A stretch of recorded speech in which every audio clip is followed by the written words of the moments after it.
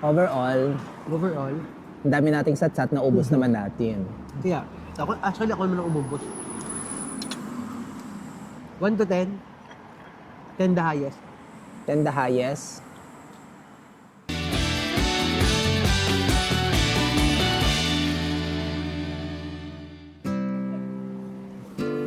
Oh, yan dito naman tayo ngayon sa Tavola Calda sa Levolia Cafeteria ng malapit sa bahay namin to. Ito yung isa sa pinaka-paborito namin dati na binago na yung may-ari. Ano ba tawag? Binago yung gestione. Hindi na sila yung may-ari. iba na may-ari. Dito ako bumibili ng napakasarap na brioche alamela. Yung apple ba yun? Apple brioche. Ano ba tawag doon? Oh, Ayan. Sorry. brioche with apple. Ayun, apple brioche. Yan nga, apple brioche. Na, yun ang pinaka gusto ko talaga na brioche. Kaso wala na siya dito. Hindi na niya ginagawa. Kasi, ano ba ang Well, kasi iba na akala ko kasi meron, baker. wala pala. Iba na kasi nga ang baker, di ba? Iba na rin yung may-ari. Pero, this is the one thing na maganda nung pagpasok ko. Nakita ko to.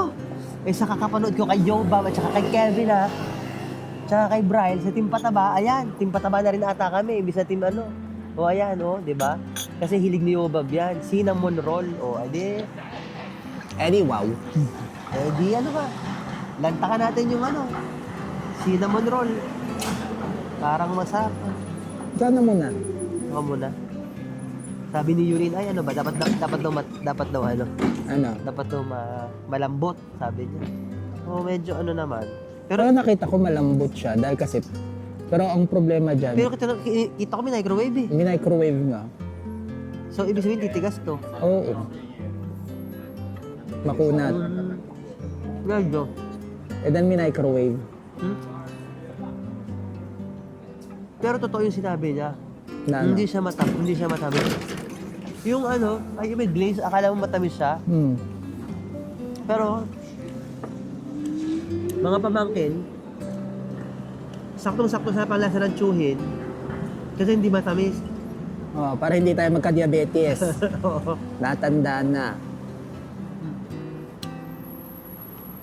Perfect to sa kape.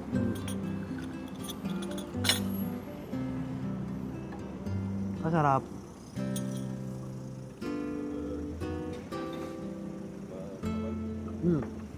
Order ako ng cappuccio. Tapos si Mark, order ng Cafe Doppio. 2 shots of espresso. Magkano ba yung pinagbayaran natin? 10 and 40 cents. So magkano bali yung Five. cinnamon? So 5 euro yung cinnamon. Medyo mahal yan, no? Kasi sa Pilipinas, magkano ba ang cinnamon? Hindi ko alam. Ito ay papatak na Pero mahal naman talaga ang cinnamon roll. Pero... papatak siya na 300 pesos. Pero napakamahal niya sa totoo lang sa... Yaan mo na.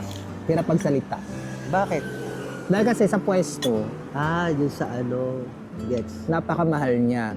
Dahil kasi yung tapos hindi naman siya yung bakery, sabihin mo na lang may pangalan, Gepito, yung patisserie talaga. Dahil kasi Normal naman siyang bakery. Oo.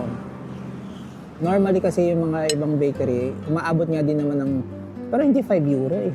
3 euro something ganun. Sabi ko nga sa iyo, siguro once, papakita ko sa inyo.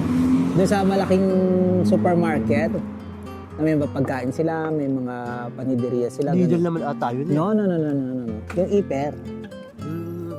Meron silang cinnamon roll. Alam mo magkano lang? 1.50 cents. Alam At mo, malaki din. At napakasarap. Pero alam mo, ang pinakagusto ko cinnamon roll, IKEA. Napa.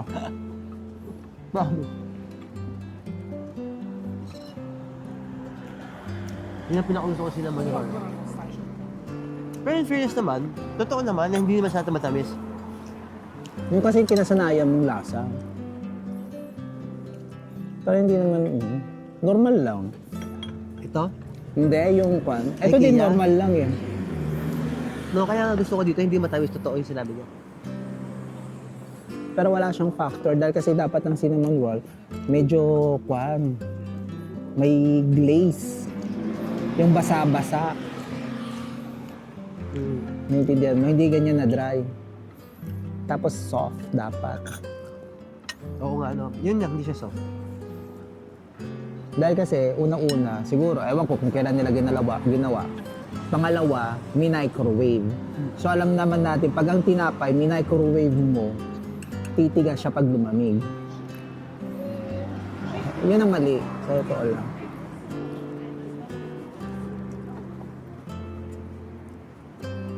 Ang sarap pa rin ng tinapay at ng kape, promise. Pero yung lasa, Perfect combination pa rin talaga to. parang pan lang.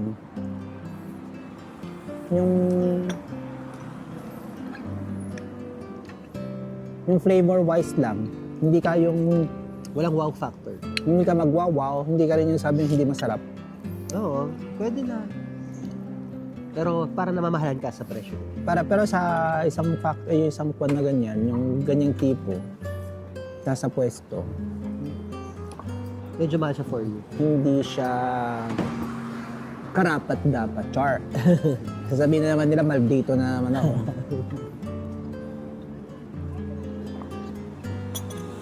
Pero para lang sa akin. That's my opinion. At ito lang pang lasa ko. Wala kang magagawa. Yung dila ko naman kasi. Lahat masarap sa akin. At I'm sorry, ang bunganga ko ay katulad ng dila ko. Suplado.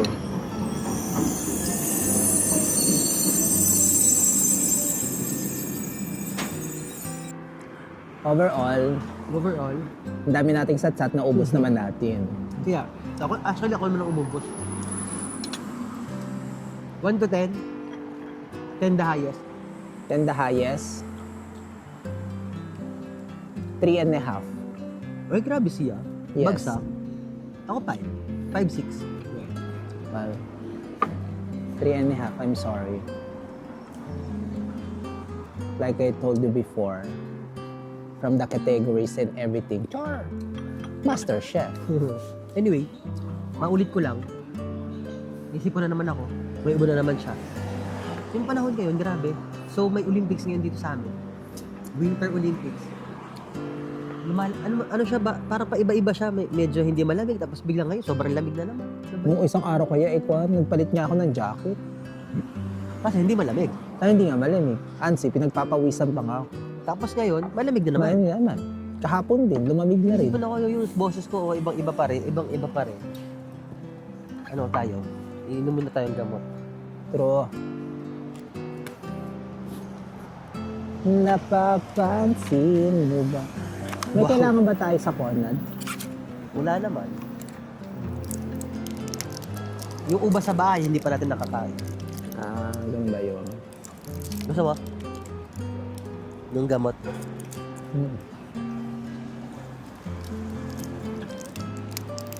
Anong peg ni Kuya? Nag-gym ka? Ba't wala kang bag?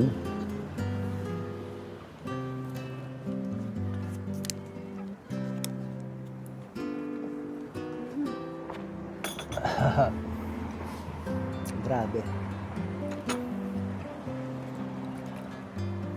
Grazie.